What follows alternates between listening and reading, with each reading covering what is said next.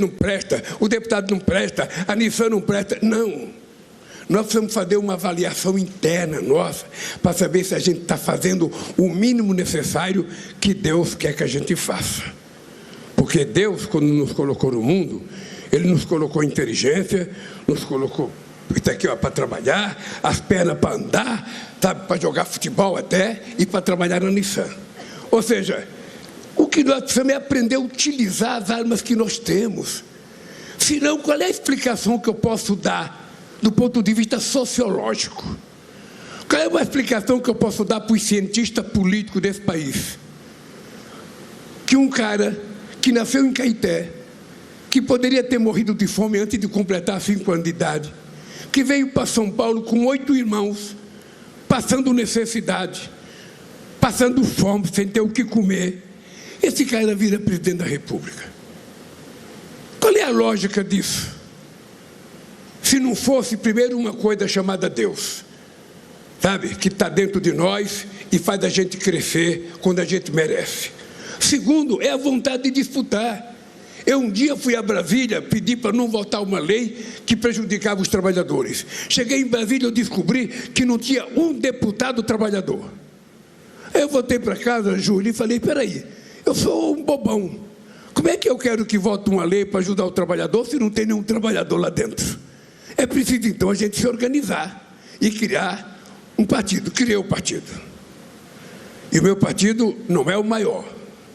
Mas se vocês prestarem atenção numa coisa interessante, eu fui o segundo em 89, o segundo em 94, o segundo em 98, o primeiro em 2002, o primeiro em 2006, o primeiro em 2010, o primeiro em 2014, o segundo em 2018 e o primeiro em 2022. Alguma coisa aconteceu nesse país.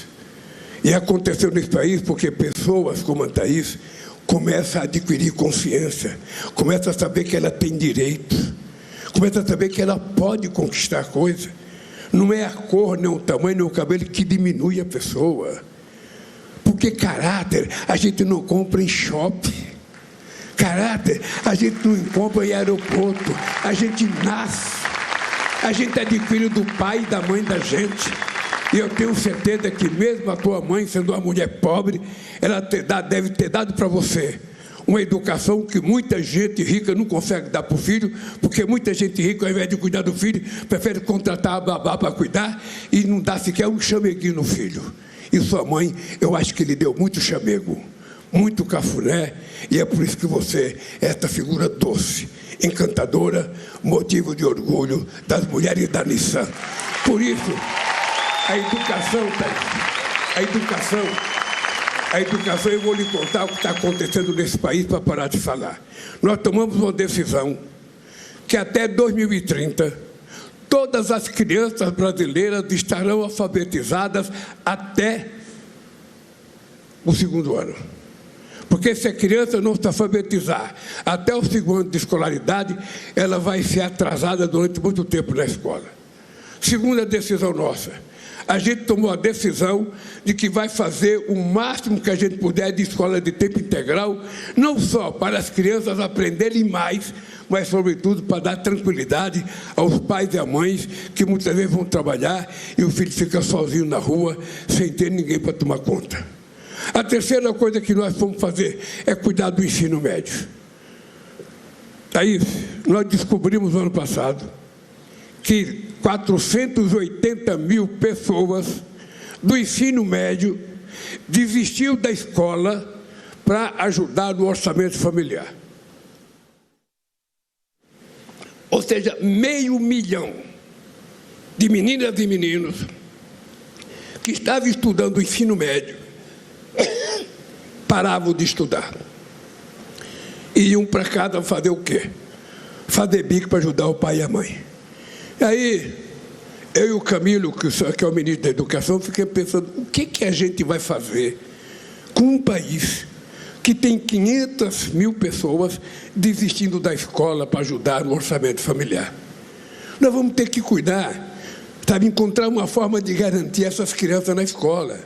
Porque se tem gente que fala que é caro cuidar deles na escola agora, Imagina como será caro cuidar deles quando tiver que ir para a cadeia. Enfrentar o crime organizado é muito mais caro. E o que nós resolvemos fazer, Thaís? Nós criamos uma coisa chamada pé de meia. Não sei se você já ouviu falar. Então, para que a criança fique na escola, a gente dá 10 prestações de R$200, é 200 por mês, para ele fazer o que ele quiser com o dinheiro, gastar em comida e não precisar abandonar a escola.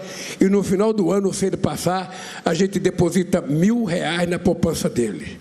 No ano seguinte, a mesma coisa, mais 10 de 200, mais uma de 1.000. Quando chegar no final do ciclo, ele tem R$9.000 se ele guardou o dinheiro.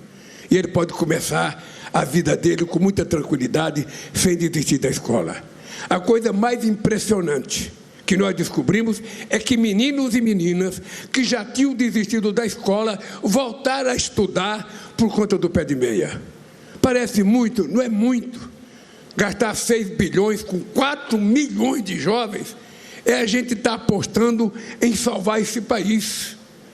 Porque se esse país tivesse investido na educação, quando todo mundo investiu, nos anos 50 ou nos anos 60, a gente não teria a quantidade de analfabetos que nós temos hoje. 60 e poucos % das pessoas não têm mais que o ensino fundamental. E aí a gente perde competitividade, a gente perde capacidade produtiva, a gente perde no avanço tecnológico. Então, investir em educação, Thaís, não é mais do que obrigação. Não haverá outra saída para o Brasil se a gente não investir em educação, educação, educação. E vocês têm que estudar, estudar, estudar, porque senão esse país não vai dar o salto de qualidade que o país precisa. E essa é a minha função. E sabe por que eu penso assim? Porque eu não tive diploma universitário. E como eu não tive diploma universitário, eu quero que todo filho de trabalhador, todo filho de pessoa pobre, todo filho de empregada doméstica possa disputar uma vaga na universidade com o filho do patrão dela. Não é aniquilar a pessoa por preconceito, é pobre não estuda, não, é por qualidade. Vamos dar a mesma chance, a mesma qualidade de comida, a mesma qualidade de ensino, a mesma qualidade de professor e vamos ver quem é que vai conseguir chegar lá. E é por isso que surge uma pessoa como você, com esse sorriso maravilhoso, sabe, jovem, com uma fé tremenda na Nissan. Vocês tomem cuidado dela, porque ela está com uma fé muito grande. Se vocês soubessem o que as pessoas falaram para mim, eu perguntava para todo mundo, sabe, você gosta da Nissan? É maravilhosa. Você está bem aqui? Maravilhoso. É o melhor emprego que eu tenho. Então cuide, porque fazer carro bom é bonito. Agora, cuidar das pessoas é mais bonito ainda. Por isso, gente, meus parabéns à direção da Nissan. Meus parabéns pelo lançamento do carro. Meus parabéns pelo cumprimento da promessa que vocês me fizeram quando me visitaram em 2023.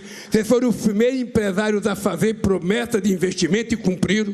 Depois de vocês, o ano passado, nós recebemos as empresas todas para fazer investimento de 139 bilhões de reais. Mas vocês foram a primeira.